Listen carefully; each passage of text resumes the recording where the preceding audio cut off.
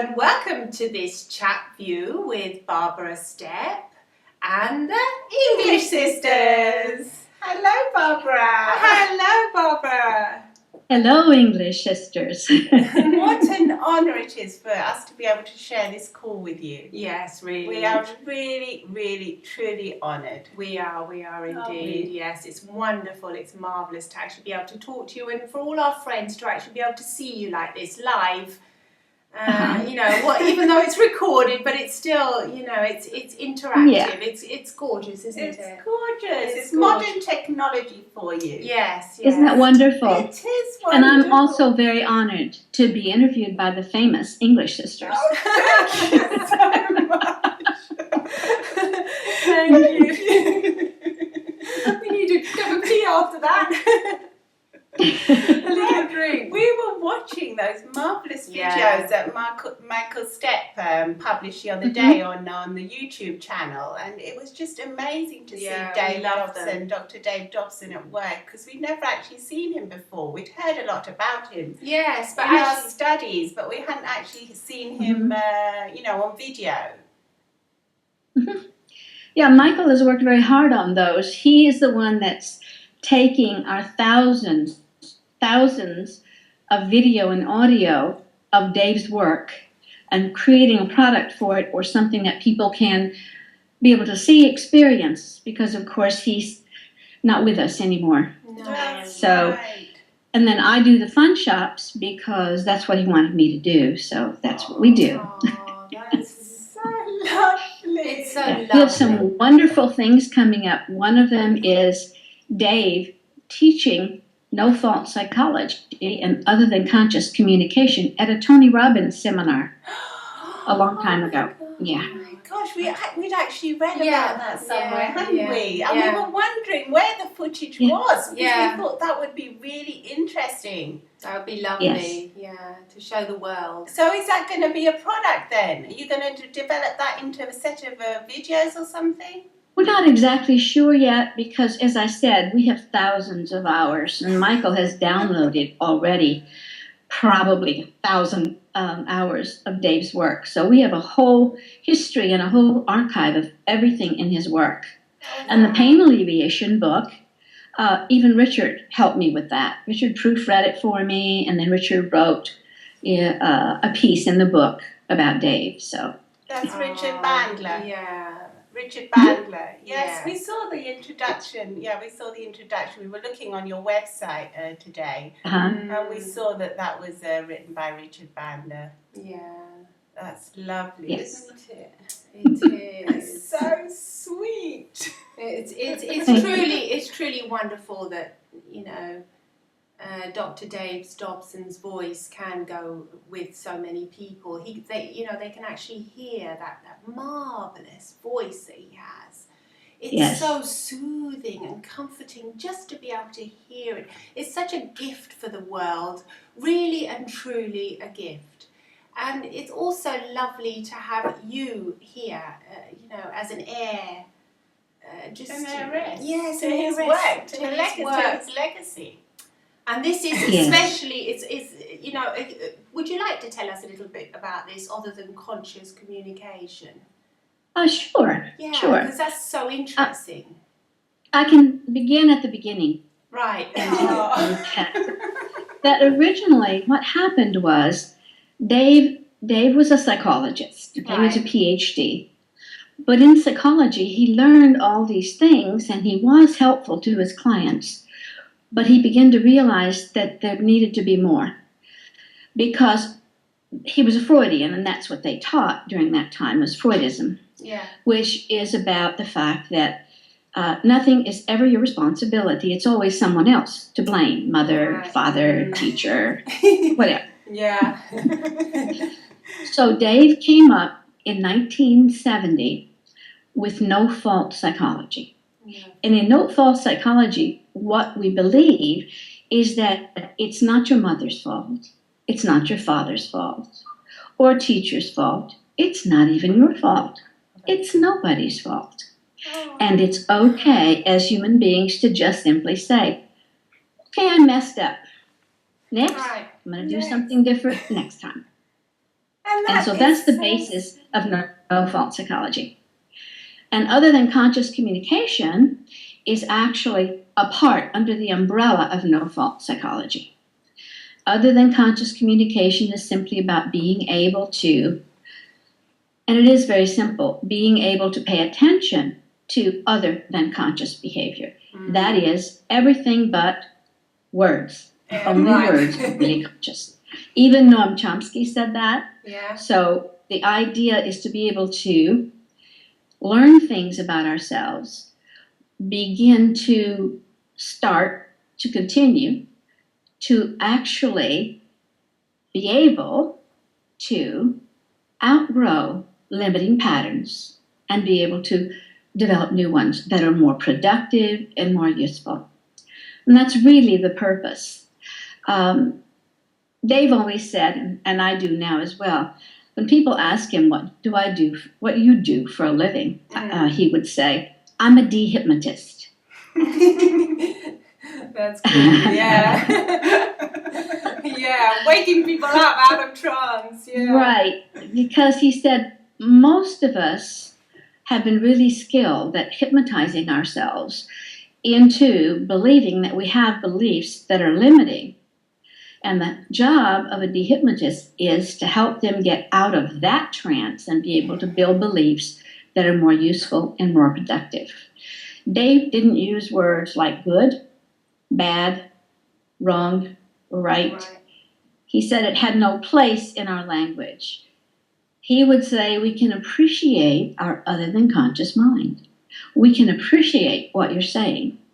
It's very difficult, and even Richard mentions understand is really not accurate. You've heard Richard say, well, how about let's just overstand? Yeah, that's right, yeah. So it's hard for me to understand either of you, and it's hard for you to understand me because each of us has our own experience file, and I can't have your experiences, and you can't have mine. But we can appreciate that they are yours. So with other than conscious communication, there's so many things, resources within it that can be used to begin to move in a direction that we want to move in, to be able to become more creative, recognize other than conscious patterns, and begin to tweak them, adjust them a little bit. It's not our goal to help people get rid of a belief. It's our goal to simply be, as Dave said, a facilitator. Because the client does the work, the student does the work. I'm just a tour guide. That's all I am. And that's all he was as well. Wow, that's marvelous. Wow. That's marvelous. Yeah, we thought it was interesting as well in the video what Dr. Dave said about the fact that, you know, people actually pick up the other than conscious communication before the verbal communication. He said, as humans, that's what we do. Yes. And we were actually already noticing that, weren't we? Even in our own behaviours, we were saying, oh yes, we were appreciating it. And we were thinking, wow, and that this is just after watching one of his videos. We've already taken that with us. Yeah, a tiny well, that's a great thing. Yeah. It's a great thing because Dave often said the most important thing, in fact, that's one of the last things he said to me before he left this earth. He said to me, sweetie, the most important thing in life is awareness. Awareness. Remember that, it's awareness. And so the fact that you began to notice patterns that were incongruent, which what Dave meant by that was our language, our words don't match our other than conscious behavior. Yeah. And the other than conscious mind is not the least bit rational, and it's not proactive. It's very literal and it's very obedient. So we want to be careful the language we use. We want to be careful what we ask for, because other than conscious mind will do whatever you ask.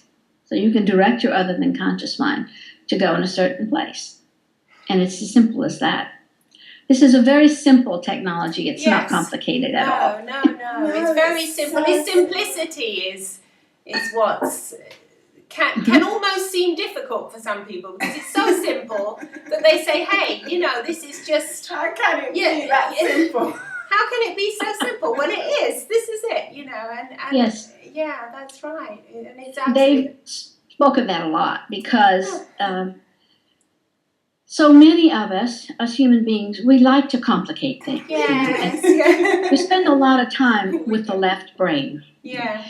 Even the 2-time Nobel Prize winner, a gentleman who said once that with our focus on left brain attention, we're going to be developing in the next generation a whole generation of people who are walking around and literally tilted to the left. Oh, gosh. And the gentleman's name, by the way, was Linus Pauling. He's quite famous. Yes, he is. Goodness gracious me. Well, that's a thought, isn't it? So, I'll answer any questions you'd like me to, or tell you a little bit more about. Well, we would just love you just to have a little chat with us about everything because we're just finding this so fascinating. Yes. We know your book is going to be published by our publisher, Oriana Stiano, De La in Mind. You're actually having that translated into Italian, Dr. Dave Dobson's book. Is that the one on alleviating pain? Yes, pain alleviation. He was an expert at that because many years ago, what he did was he did a trial thing, actually. It was kind of an accident in a way. But one of the doctors in Sherman Oaks Hospital in California, it's a really great hospital for burn, asked him to come in and just have a simple talk with one of his patients who had about 90% burns over his entire body. Oh my goodness. So Dave went in and just sat down with him and very comfortably just had a little talk with him. And the next thing you know, the burn patient was taking 1 Tylenol a day. Goodness gracious me. So when that happened, he was invited into the hospital and he took care of all the burn patients for years before he actually retired and moved to San Juan Island. He was an expert on pain, Dave was, because he had a lot of physical pain himself. And an interesting history that built up to all the things that have to do with no-fault psychology and other than conscious communication. Right. In fact, Dave was already doing hypnosis and magic, by the way. I have pictures of him as a child with his top hat on and his... there you go. So, and his little tuxedo and all that. Oh, gosh. He began to do that in 1946. He was only 16 years old. Wow. So he's done hypnosis for that long, and then he developed other than conscious communication around 1970. And I don't know if you've heard of it or not, but in the United States, there's a prestigious group called the Magic Castle. That's professional magicians who are really very good at magic, and Dave was a member of that, basically a charter member of that. Oh my goodness. So he was a magician as well as a hypnotherapist, and so many things. Gosh. Oh, and that's not the half of it. I think you read in the book where Richard wrote the foreword and said that Dave had been in these military crashes, several plane crashes. Dave's a pilot, by the way, as am I. Well. Yes, we've seen pictures of you. We've seen the video on YouTube. So you really can fly. Wow. Thanks to Dave. Yeah. Wow. Amazing. Not before I met Dave. No. Wow. So anyway, what he also did, we'll just talk about a little bit of his background, how it came to create this. That'd be interesting. Is number one, he was in 2 military plane crashes, one at the North Pole. Number 2, he was in a B-17 when he was in the military, and the plane he fell asleep on the plane, and the plane lost altitude from 21,000 feet down to about 135 feet. And when it did, because he couldn't equalize, it blew out his eardrums. So if you notice in the video, there are these hearing aids and there's this little wire that comes across. That's because he had about 20% hearing in this ear and none in this one. So this was a microphone, and this was the ear that he could hear in. And he went through that for years. Even by the time he left this earth, he could hear very little.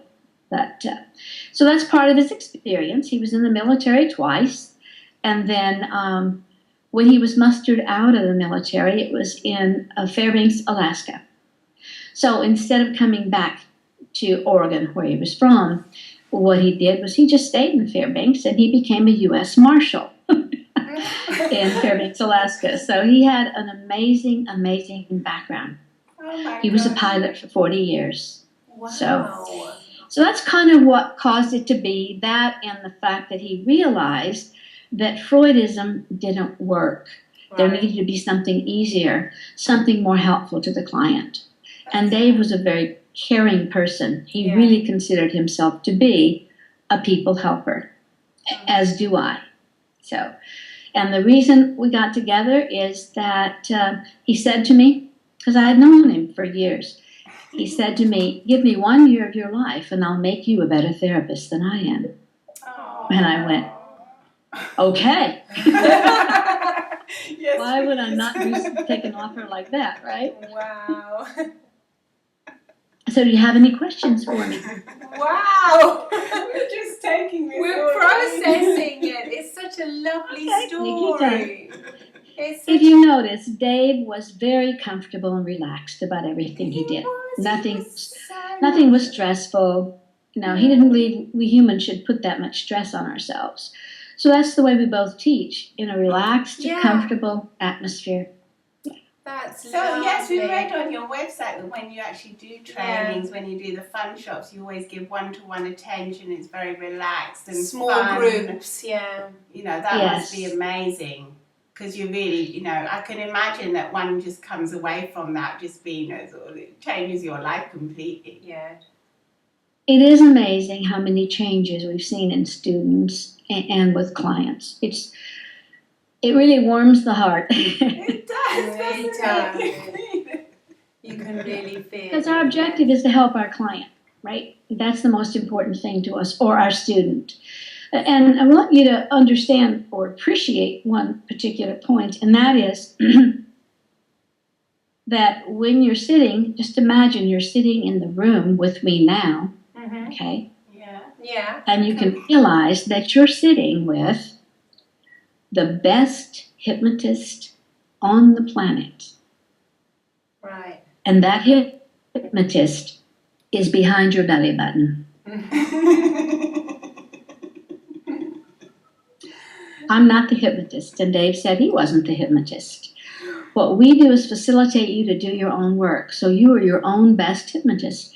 And oftentimes when clients come in to see us, of course, they're in a trance that is limiting. They're in a trance that doesn't give them what they want, and our job is to de-hypnotize them so they can choose a better trance to live in and to be more productive, more useful, happier. As simple as that. So you basically, you empower them. You give them...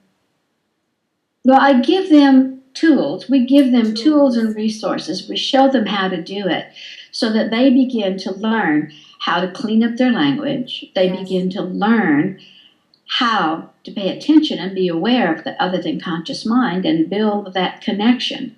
Because in truth, everything is other than conscious. If you stop to think about this, when we're born, we're perfect. And the only fears we have are fear of falling and fear of loud noises. Every other fear is a learned one. Yes. Every fear is something that we pick up along the way or choose, probably other than consciously. And when we're a child, if let's say there's this baby that's a day old, if I leaned over to the baby and I said to the baby, fire, what do you suppose the baby would do? we go, oh yeah, fire, I get that. So, It's just a word, yeah. because Dave says we live by reference. We can connect with what we know, right? The baby will eventually grow, and by the time the baby is about 6 years old, he already has a vocabulary of over 400 words, right? Mm-hmm. Yeah. And by the time he's 7, his patterns or her patterns have been set. That's right. Now, if we think about that for a moment, and Dave has often said this, what happens to us as we grow up? I meant Richard. What happens to us as we grow up? Mm-hmm. Well, what happens is we're helpless. Right. We're helpless. Even at the age of 2 or 3, if we notice something's not quite right in this family or household, it's not as if we can go out and get a job, get our own apartment, get a car, and take care of ourselves. What children do during that period is Dave says they adapt and survive. Yeah, that's right. So they begin to build patterns as a child that keep them at least feeling like they're safe, so that they can fit into this strange world that they've just brought into. What happens to us human beings is that everything we learn other than consciously. Mm-hmm. And a lot of the things we simply relegate to our other than conscious mind. So as we continue to grow up, these patterns of behavior that we used as a 2, a 3, a 5-year-old, we grow up with those patterns because we humans don't like change. No. And if we find something that works, we hang on to it. Yeah. It's the human condition. Yeah. Even though we're changing all the time, it's so paradoxical. Sure. Sometimes against our own will, we change. Yeah. But the point is that what happens is we bring those, and we see often a 40-year-old or a 50-year-old or a 14-year-old or a 60-year-old person who is still utilizing behaviors from childhood that are not productive now. Mm-hmm. As Dave often said,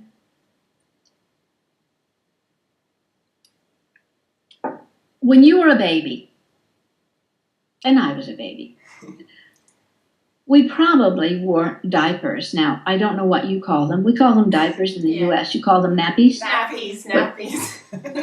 Okay. Now, do you suppose when we were a baby and we wore them, do you suppose we ever, made a mess in them? Do you suppose we ever Yes, I suppose we did. Yeah. And was that productive? Was that how it's supposed to be? Yes. At the time, that behavior was really productive, and it fit. The baby was beginning to learn how to control all his bodily functions, or her bodily functions. Okay. Now then, and of course, as the baby began to grow, he began to develop new patterns, learn how to do new things.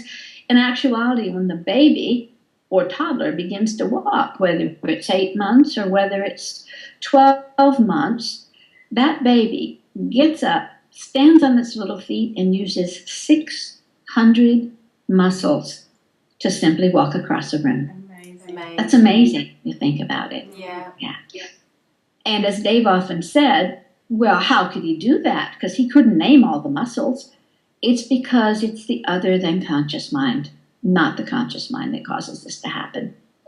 So part of what Dave wanted people to learn was that these patterns that may not be productive at our age right now can be outgrown, and we teach in the Fun Shop how you're able to do that. Because truth be known, some of these patterns are not that useful, maybe just downright unproductive, okay? And let's say you came to my office, and you stepped inside my office, you're a client of mine, and you were wearing a diaper, okay? And then you came and sat down in my office in the change chair or the trance chair, and you proceeded to mess all over my chair in your diaper. Think that would be productive? You think that's appropriate behavior for the age of 20 or 30? Well, no. Unless you can't. No, it isn't. It isn't. No. And as Dave said, It's not. he uses that as a metaphor for the fact that imagine how many patterns that we have kept with us Yes. from childhood, we grow up with, that tend to limit us in some way. That is true. So our point is to help people begin to outgrow those Outgrow them. limitations Mhm. and begin to develop new ones. And that's what we teach people how to do in our fun shop. One of my students just mentioned that of all the things she's done with me and a lot of other people, that to her the most important thing was what she learned in the fun shop. Because she said it's not about techniques or what you do to people. It's not about learning all these, skills and techniques to do things. It's a complete way of living. Way of That's living. right. That's what it is. That's what it is. Yes. Yes. Yes. We It's- understand. We that. understand. We We appreciate. understand. We appreciate. We're going to use this Oh, new we Yes. can word. We appreciate. can appreciate that. Yeah. It is. We can appreciate that fully.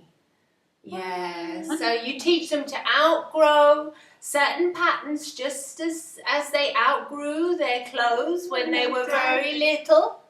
And they would Good no metaphor. longer fit in the little pajama with the teddy bear. You teach them to outgrow that, and you have to let go of that little pajama and get a different one.